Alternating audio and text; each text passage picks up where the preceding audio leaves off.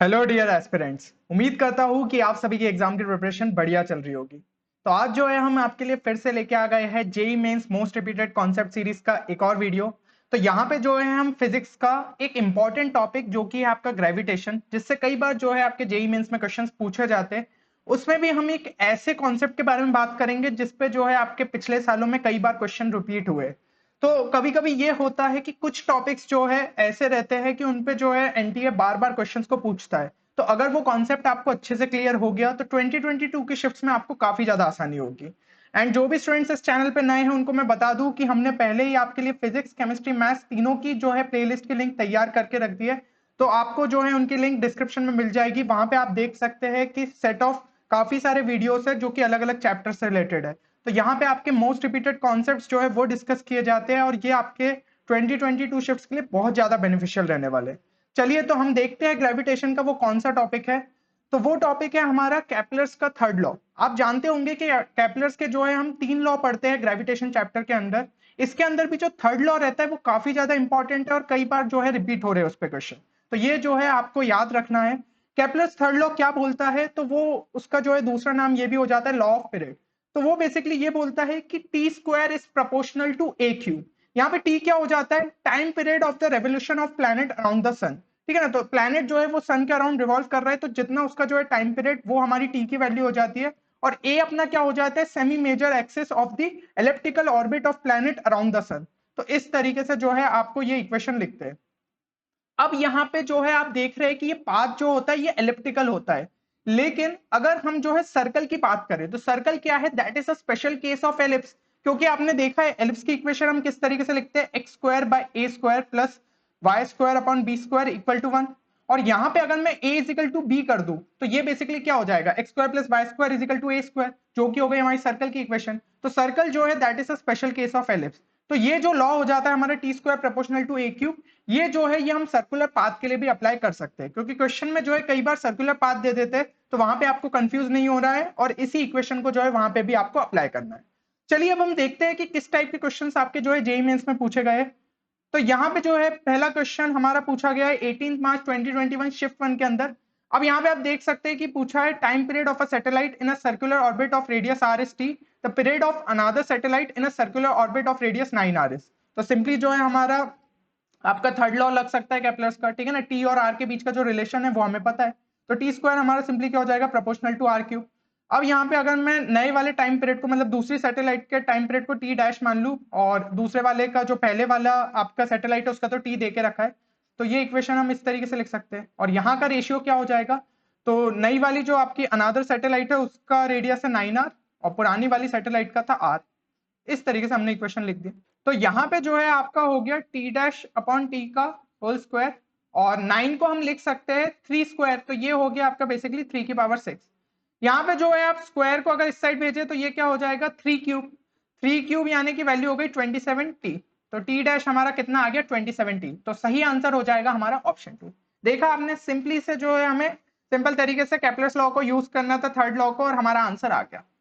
अब हम अगर अगला क्वेश्चन देखें तो ये पूछा गया था 20 जुलाई 2021 शिफ्ट टू के अंदर। यहाँ पे क्वेश्चन में देके रखा है satellite is launch into a circular orbit. अब यहाँ पे देखिए सर्कुलर ऑर्बिट बोल दिया गया है, तो आप जो है ये इक्वेशन को यूज कर सकते हैं, of radius R around earth while a second satellite is launched into a circular orbit of radius 1.02 r, the percentage difference in the time periods of the two satellites। Use हमें Kepler's law ही करना है, but यहाँ पे जो है percentage difference पूछ लिया गया है। तो आपका क्या हो जाएगा, इक्वेशन हो जाएगी T square proportional to R cube. और जो आपको परसेंटेज डिफरेंस पूछा गया है इसका मतलब क्या पूछा है आपसे, डेल्टा टी बाई टी, या फिर हम कह सकते हैं डी टी अपॉन टी। तो उसके लिए जो है हम ऑलरेडी एक एरर्स वाला जो है एक वीडियो बनाया था, अगर आप लोगों ने वो नहीं देखा है तो जाके उसको एक बार चेक करिए। तो उसमें आपको बताया था कि किस तरीके से परसेंटेज डिफरेंस के लिए जो है हम अलग अलग फॉर्मूलेस को कैलकुलेट करते हैं, तो आप जो है उससे भी देख सकते हैं। बाकी यहाँ पे हमारी जो है सिंपली इक्वेशन क्या हो जाएगी, तो अगर हम दोनों साइड जो है पार्शियल डिफरेंशिएशन करें ये हो जाएगा 2 dt बाई टी, और यहाँ पे आपका आ जाएगा 3 dr/r। इस तरीके से जो है आप लिख सकते हैं, या फिर आप इसको ऐसा भी कर सकते थे टी प्रोपोर्शनल टू आर की पावर 3/2 आ जाता। तो फिर जो है पार्शियल डिफरेंशिएशन किया तो left hand side dt by T हो जाता और इस साइड क्या हो जाता 3/2 dr/r। तो वही जो है हमने लिखा है। अब यहाँ पे देके रखा है आपको डी आर हमारा यहाँ पे क्या हो जाएगा, तो ये हो गया 3/2 और 1.02 आर माइनस आर, तो ये हो गया 0.02 आर, नीचे था डिवाइड बाय आर, तो आर आर हमारा कैंसिल हो गया, यहाँ पे आ गया आपका dt अपॉन टी, तो ये वैल्यू हमारी आ जाएगी 0.03, यानी कि परसेंटेज चेंज हमें कितना देखने को मिला, परसेंटेज चेंज हमें जो है 3% का देखने को मिला, तो ऑप्शन 4 जो है वो हमारा सही आंसर है। तो बस सिंपल सा कॉन्सेप्ट था, परसेंटेज डिफरेंस जो है वो आपको कैलकुलेट करना था, और मेरे हिसाब से ये चीज आपने एओडी में भी पढ़ी होगी, जो कि आपका एप्लीकेशन ऑफ डेरिवेटिव्स मैथ्स के अंदर, तो ये जो है इतना मुश्किल क्वेश्चन नहीं था। अगला क्वेश्चन अगर हम देखें तो ये पूछा गया था 1 सितंबर 2021 शिफ्ट 2 के अंदर।